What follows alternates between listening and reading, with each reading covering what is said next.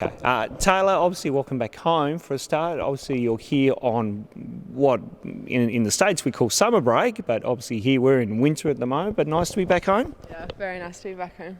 Seeing friends and family, which is really nice. How was your first season with Colorado State? I looked at some statistics earlier, and it seemed like you kind of did well in the game time that you had throughout.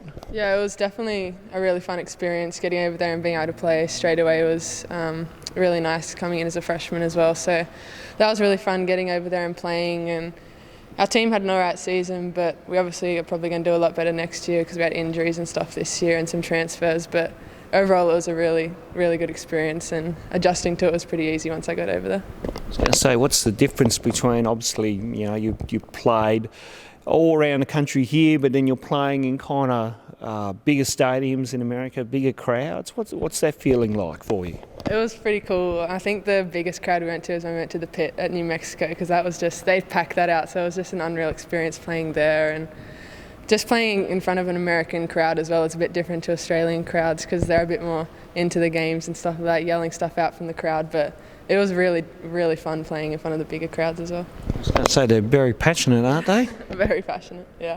And of course, Colorado is like the women's team and the men's team. They're kind of one of the big main teams within the town and the community over there. We're probably two of the bigger teams. Women's volleyball is pretty big, and men's football, of course, everyone follows that. But men's and women's basketball is pretty big around the campus as well. Two successful programs.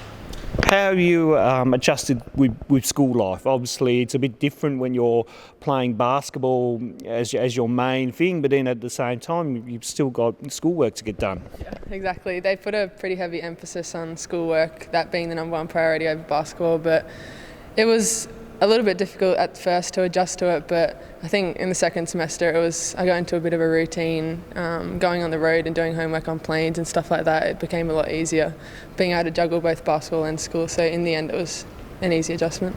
So you do homework on planes. That's quite interesting. Is it that just come natural for you after a few weeks kind of into that kind of stuff? Pretty naturally, but having that 6 months off between like January to when I got over there, it was a little bit of an adjustment getting back into doing the schoolwork. But it's just something you have to do during the homework wherever you can, so you can stay on top of your classes and grades.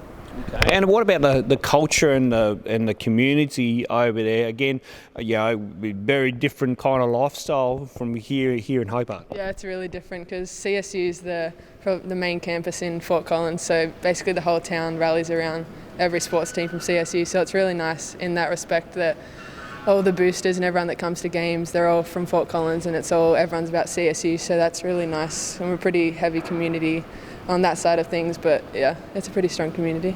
And I believe you're the only Australian in the team, is that right?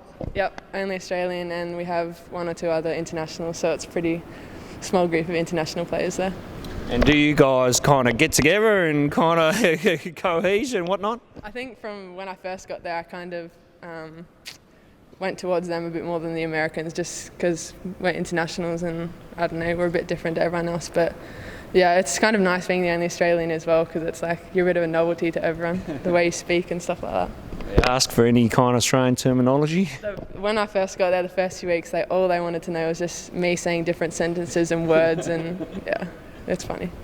Of course, as I mentioned, you're back home now for a few weeks, and you've been able to get around to a few people up on the northern part of the state, but also to here in the southern part of the state. And you've also had a bit of a chat with our high performance and our SDP groups. What have you mentioned in those chats? Basically, to those groups that I spoke to, I just kind of spoke to them about the pathways going through the state teams and high performance teams, going to the AIS, and kind of what it takes to get to the college level and playing the game professionally and stuff like that. But basically what I told them is just do it when you love it, and if you don't love it anymore, then there's no point doing it and things like that. But it was really nice to get to talk to the SDP and HP girls, because I know a few of them from just coming through the program. But yeah, it was really nice to help the coaches out and do that for the groups.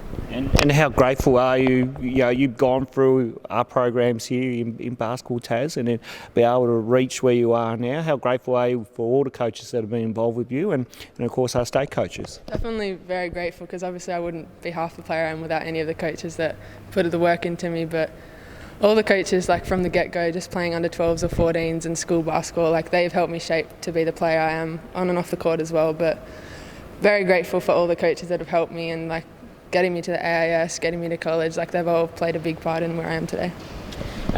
Obviously, while you've been away, have you followed much of WNBL or the SEABL? Now we're NBL one, of course. Have you able to been following much while I've been? I followed a bit actually. I followed the WNBL games. I watched a few of those when they're on Foxtel Go. But I follow the COE team still in the NBL one, and the Huskies teams obviously, and I watch a few of those games when they play at lunchtime when the times work out with the time difference. But yeah, I've been able to follow that a fair bit, looking at the scores and stuff like that, and it's really cool.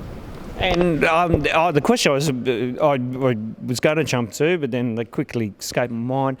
How important is it? I mean, as far as we don't have many girls at the under 18 kind of level at the moment taking part. How important is it for girls to really take part of the sport and then see if they can grow and maybe do what you've been able to do?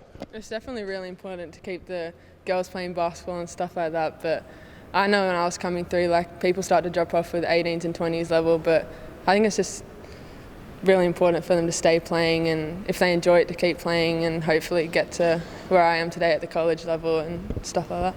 And what's ahead for you, Taylor? Obviously, you're here now. Nice to be home and seeing friends and family. But then obviously you'll be back in the States soon enough and preparing for the season ahead. Yeah, so it's really important. I'll get back for 2 summer sessions, and then we'll have our international tour.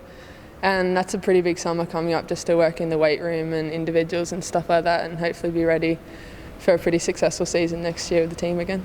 So being kind of a semi-pro athlete now, and of course you're in the gym, you're on the court, in the classroom. How have you just adapted to that kind of life, and then those hard training sessions and that type of thing? Speaking with your dad, I've heard Coach can be quite vocal when he needs to be, when he needs to send that message through. And that's definitely really important as well, to have a vocal coach and stuff like that, because I really respect how he goes about it, and he's definitely probably one of the best coaches I've had as well. So I guess the way I adjusted to the weight room and the individuals and school and stuff like that was just because I'm really passionate about everything I do, and I love weights as much as I love basketball, as much as I love school, so it's all kind of hand in hand when I do it. But I don't know, I guess I love getting in the weight room, extra sessions and stuff like that, so it's kind of, I love doing it, so I'm just going to keep doing it for as long as I can.